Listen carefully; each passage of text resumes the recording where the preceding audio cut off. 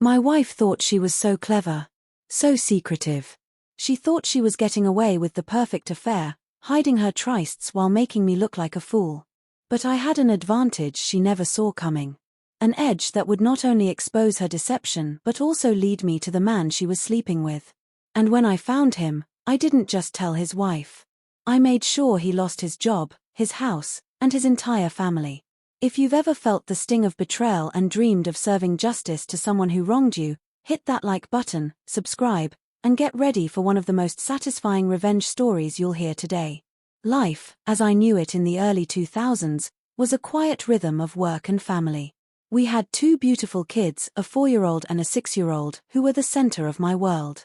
My wife had a part-time job, but most of her time was spent at home with the kids. It was a good life. A simple life. Or so I thought. The first crack in my perfect little world appeared as a simple observation. The kids started talking a lot about Grammy and Grandpa's house. Now, my wife's parents lived about an hour and a half away, so a visit was a full-day event. At first, I didn't think much of it, but then the kids kept mentioning it. "We went to Grammy's today, Dad. Grandpa showed me his garden." It was almost every day she wasn't at her job. When I first brought it up, casually, she waved it away. "Oh, you know how kids are. They love their grandparents." But it was more than that. The mileage on her car didn't make sense. Driving 180 miles round trip 2 or 3 times a week. That was over 500 miles a week. On top of her regular driving, a pit in my stomach began to form. A cold, heavy feeling of dread. I wasn't just observing things anymore. I was starting to suspect something. My wife wasn't a good liar. Her eyes would dart away, her voice would get a little too high, and she'd fidget with her hands. When I asked her directly, "Are you driving to your parents' house that often?" she would say a little too quickly, "No, of course not." "What makes you say that?" The pit in my stomach hardened into a lead weight. I knew, without a shadow of a doubt, something was wrong. My suspicions became a silent, all-consuming obsession. I started tracking the mileage on her car. Every morning, before she left, I would jot down the odometer reading on a sticky note. When she came home, I would check again. The numbers confirmed my fears. She was putting on about 400 extra miles a week. She was going somewhere, and it wasn't to her parents' house.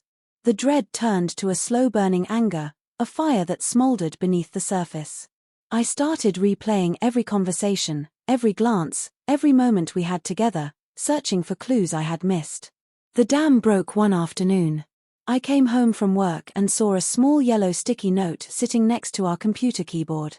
On it, in my wife's handwriting, was her AOL email password. AOL.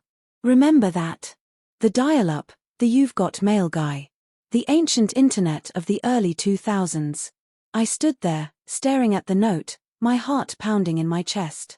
A part of me, the part that wanted to believe in the marriage, wanted to walk away.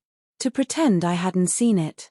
But the other part, the part fueled by the burning suspicion and the 400 extra miles a week, demanded I log on. It was a moral crossroads, and I chose the path of knowing the truth, no matter how much it hurt.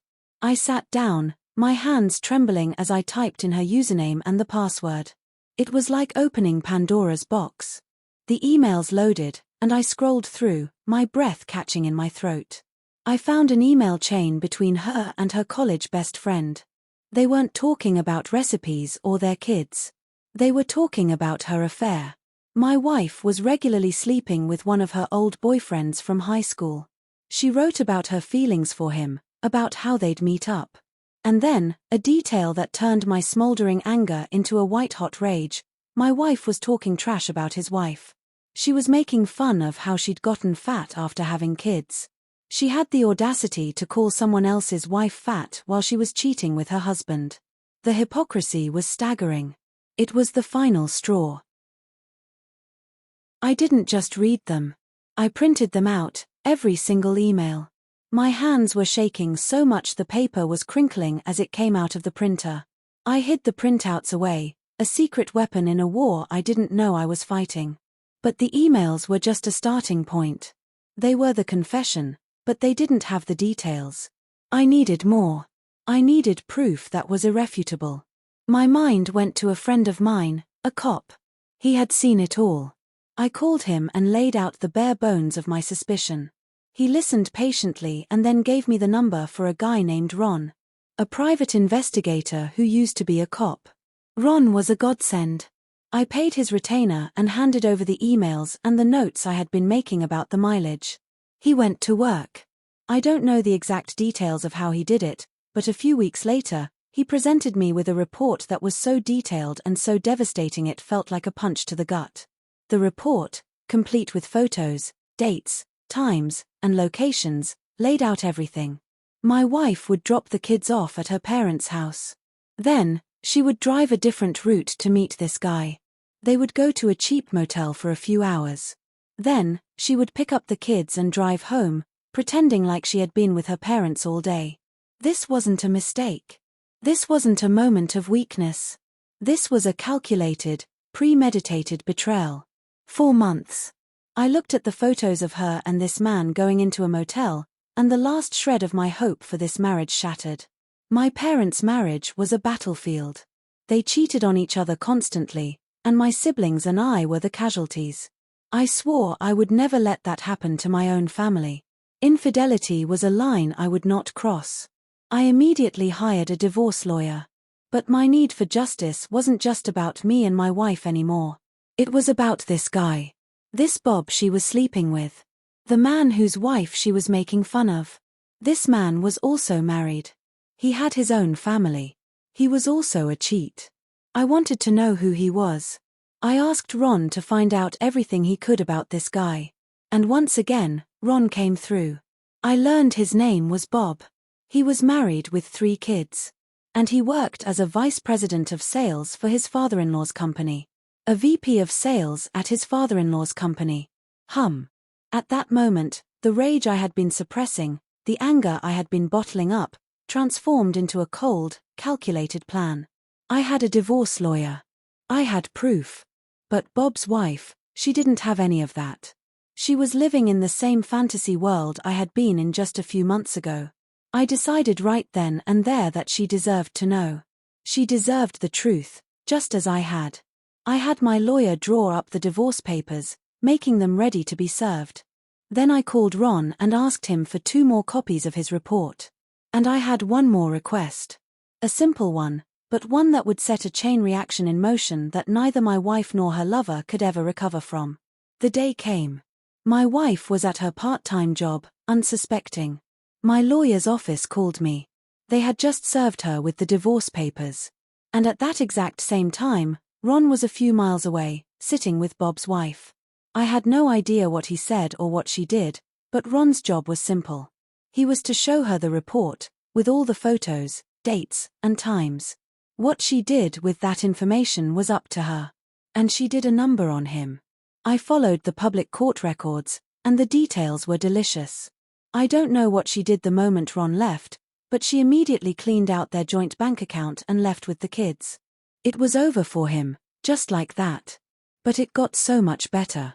Her father, Bob's boss, found out what his son-in-law had been doing to his daughter. In an instant, Bob was fired. He had no job, no family, and no money. And since his father-in-law owned the house he and his family lived in, he was also evicted. The man who was living a secret life, cheating on his wife and making fun of her, had lost everything. His entire life unraveled in a single day. His divorce was ugly. The court documents were a testament to the chaos and anger. There were restraining orders and police reports. At one point, Bob showed up at his old house and got into an argument with his ex-wife. Her brother intervened, and Bob ended up with a broken nose. There were criminal charges, jail time, and so on. The public records were a treasure trove of his downfall. I tried to look up Bob on the internet a few years later, but he was gone. He had vanished from the state. His ex-wife, on the other hand, did just fine. She went to work for her dad's company and took over the business when he retired. As for me and my ex-wife, we got along well enough. For a long time, the only thing we talked about was the kids. I didn't hate her. I just didn't care. Now that our kids are adults, I don't speak to her at all. She's their mom, And that's the only context in which she's important to me. Nothing more. Betrayal is a poison that can eat you alive if you let it.